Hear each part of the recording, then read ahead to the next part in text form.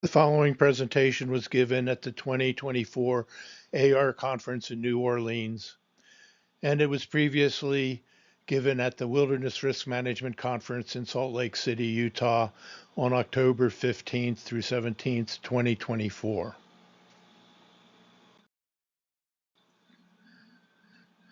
Hopefully this session will do the following for you. We will introduce the three principles of supervision. The Patel case suggests the importance of transitional supervision. If you are most likely already doing most of the principles, this session will reinforce what you are already doing. If you haven't attached a label to what you are doing regarding supervision, you can do so now. And when you circle the wagons after an incident and you feel a potential lawsuit, you will have a defensible position. Last, this session will suggest how supervision dovetails with risk management, the accident process, and conducting the activity. The general outline of this presentation is the events leading up to the Patel incident, the supervision principles vis-a-vis the Patel incident, and the accident process in terms of barrier analysis and human error.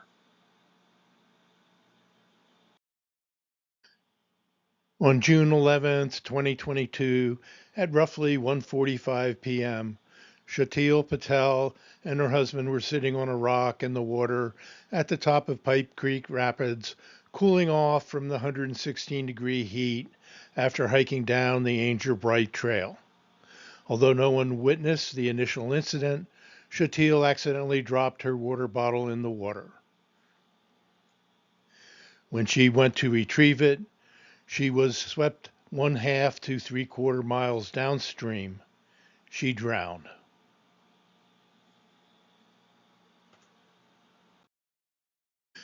This is a dangerous stretch of river.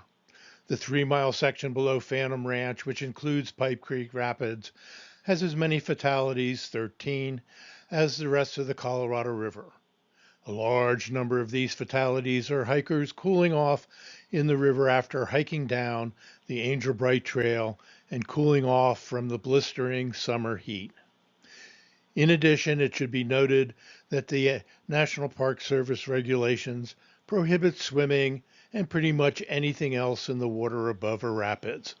This includes Pipe Creek Rapids. It is changeover day for the rafters on the Colorado River. The rafting guests hike down the Angel Bright Trail. They arrive sporadically at Pipe Creek in ones and twos. The 116-degree heat is blistering. They are greeted by a guide who, among other things, suggests cooling off in the Colorado River. The guide directs them to stand in the upper eddy, which is shin deep at best, and splash water onto themselves.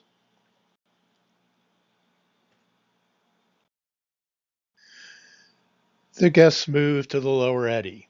It was deeper. They were not supposed to be there. One of the guests admitted in their statement that they were messing around. Why not? They had successfully hiked down the Angel Bright Trail and they were there to have fun. Are they aware of the danger? Probably not. Their messing around and being in the lower eddy suggests that they did not understand the danger. This raises the issue of standard of care. Given the dangers present, do the guides need to provide actual supervision of this activity? Were the guides aware of the danger? Most likely they were. They warned the guests of the danger repeatedly, yet they took no further action. They didn't move the waders back into the upper eddy.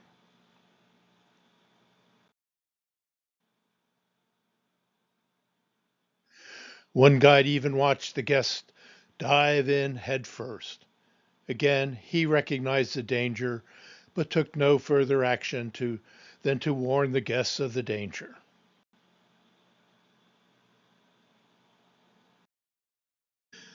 Intuitively, what could the guides do? Or should they do? The obvious thing they could have done was to move the waders back into the upper eddy. This, of course, would not have prevented Sheetal from being swept downstream. She was sitting on the rock in the upper eddy. They could have followed the National Park Service regulations, but they didn't. They could have had waders wearing life jackets. This would have increased the likelihood of Sheetal surviving when she was swept away. They could have had the guide supervising the waders. He could have corralled the waders, preventing them from getting too close to the current or messing around. Perhaps they could have moved the activity upstream where it was safer. Or they could have kept everyone out of the water. But then, cooling off was an important activity. These are all barriers and barrier analysis, which will be discussed later. As previously noted, Sheetal was sitting on the rock next to her husband. She accidentally dropped her water bottle in the water, and when she tried to retrieve it, she was swept away in the current. No one saw the initial incident.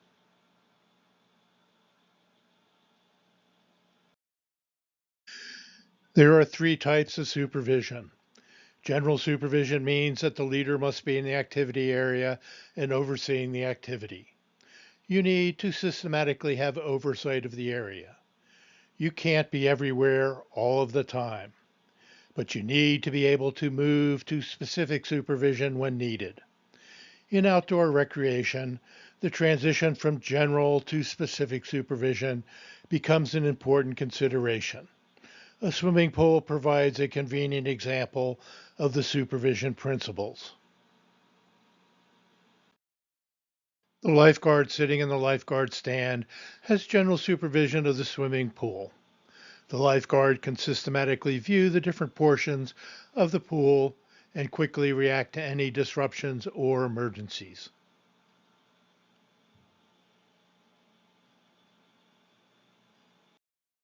Activity area is defined as a place where the activity occurs. In the swimming pool example, it is the swimming pool. It can also include the deck area surrounding the pool. For the lifeguard sitting in the chair, should it include the splash pool and snack bar? Probably not. It is too far away. In the Patel incident, the guides viewed the activity area as the entire Pipe Creek area where they were loading their rafts. However, in terms of the cooling off activity and the swimmers, they should have viewed the activity area for that activity much smaller. In this case, transitional supervision was a key component in determining the activity area. Transitional supervision occurs when the leader moves from general to specific supervision or back from specific supervision to general supervision. It is an issue of time and distance. In many front country activities like playgrounds, swimming pools, or recreation centers, transitional supervision does not pose much of a problem. As the Patel case shows, in outdoor recreational activities, transitional supervision is an important consideration. The Colorado River is swift. It moves at roughly 15 miles an hour. This translates into 22 feet per second. Sheetal was flushed a good 6/10 of a mile before rescuers finally caught up with her. The guides were elsewhere, and when they reacted, it was a little too late. Metaphorically, the horse had already left the barn. The company simulated a rescue. The guides grabbed their life jackets, launched a raft. By the time they passed the rock where Sheetal was sitting, it took over 50 seconds. In this short period of time, Sheetal was roughly 1,000 feet downstream. From this simple simulation, you can begin to see the importance of transitional supervision in determining the activity area. Returning to the swimming pool example, assume the lifeguard is at the snack bar and not in the lifeguard's chair. The lifeguard is not in a position to effect a rescue. If someone is drowning in the swimming pool, transitional supervision takes too long.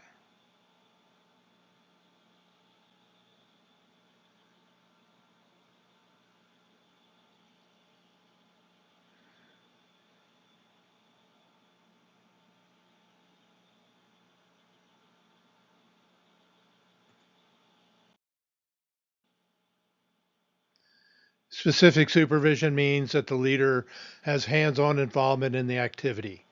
As a general rule, when a leader has moved to specific supervision, they are no longer have general supervision.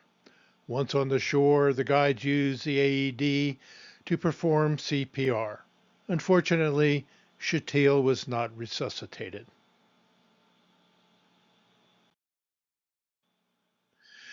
Returning to the lifeguard example, specific supervision occurs when the lifeguard renders first aid to the distressed swimmer. Let's put it all together.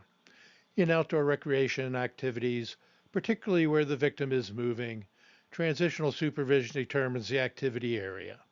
Because the victim is moving, you want to position yourself to minimize time and distance needed to reach the victim, i.e., transitional supervision. This reduces the size of the activity area. Situational awareness and tunneling are covered on the next slide.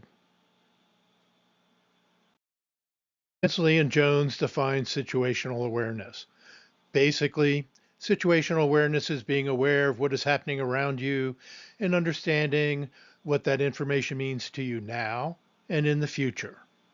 Actually, the guides were aware of what was going on and they knew what it could mean to their guests.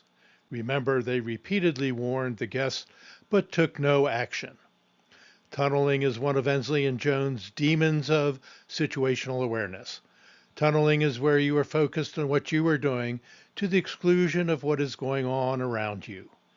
As the slide notes, 2 guides were in their boats, rigging and organizing. 3 guides were putting lunch away. And 3 guides, including the leader, were providing medical care and determining whether there was a need for a medical evacuation. Transitional supervision was complicated because Sheetal was moving downstream. As noted, by the time the guides reacted, Sheetal was already 1,000 feet downstream. This underlines the importance of transitional supervision in outdoor recreational settings. A smaller activity area helps to minimize transitional supervision. Given the situation, the guides needed to react quickly. Assume there is a guide present with a 50 to 75-foot throw rope. With the river moving at 22 feet per second, the guide has perhaps 5 to 10 seconds to effect a throw rope rescue before the victim is beyond his reach. It may vary more or less, but the guide doesn't have a lot of time to react. A guide supervising the group could corral the group and keep them in the eddy away from the main current. This can help prevent the incident before it happens. It should be noted that the guides attempted to do this, but didn't follow through. They were busy doing other things. The question we ask ourselves is, where can I position myself so that I can quickly transition to specific supervision? The guide in the diagram has positioned himself downstream, which buys extra time for a rescue. Playing the what-if game is a component of situational awareness and helps you position yourself where you can quickly move to specific supervision and, in this case, effect a rescue. Corralling guests and keeping them away from the main current can help prevent the incident before it happens. Barrier analysis is an accident prevention model that seeks to prevent unwanted energy transfers from a source to a target. The barriers are less than adequate, meaning that they are less than perfect. In this case, the target is Sheetal. And the unwanted transfer is kinetic or falling into the water, thermal, and drowning. Less than adequate barriers could reduce the likelihood of her drowning, including wearing a life jacket. They could move the cooling off activity upstream, reducing the chances of being swept away. Had they followed National Park Service regulations, Sheetal would unlikely have been swept away. Also, it is worth noting that regulations are generally effective only when they are enforced. Also, proper supervision is a barrier that could have reduced the likelihood of an accident, and in this case, Sheetal being swept away. This suggests supervision is a component of accident prevention. The following are some observations and conclusions from the Patel incident. Regarding supervision, and given the location, there was inadequate supervision. Regarding transitional supervision, given the location and the risks present, transitioning rescue to specific supervision, first aid, was problematic. In addition, they had trouble corralling the group in the eddy. It required on-site supervision or moving the activity to a safer area. Transitional supervision can determine the activity area. Given the location, they needed to be on-site where the guides could move quickly to specific supervision. It affects your thinking and where you position yourself. Regarding regulations and protocols, there is a reason for the National Park Service regulation. They are less than adequate because the regulation is only as good as its enforcement. Standard of care. The actions of those messing around suggests the need for a higher standard of care. The experience of the guide suggests they knew the dangers, yet they took no corrective action. Barriers. They could have placed additional barriers that could have reduced the incident, such as moving the site, wearing life jackets, and having supervision. Situational awareness. The guide's warnings were precursors or warnings of the eventual incident. They were near misses. The guest diving headfirst in the shallow water was a clear near miss.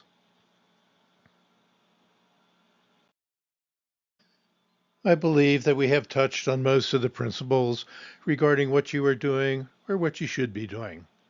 We have defined the three principles of supervision and suggested the importance of transitional supervision. The Patel incident revealed some new twists. In terms of the rescue situation, most of us already position ourselves so that we can react quickly. If an incident occurs, following these principles won't prevent you from being sued, but when you circle the wagons, and you will have a defensible position. Last, proper supervision is part of risk management and the activity process. This is the end of my presentation. The QR codes will take you to some of the videos related to this presentation on my YouTube channel titled Scolydale Productions.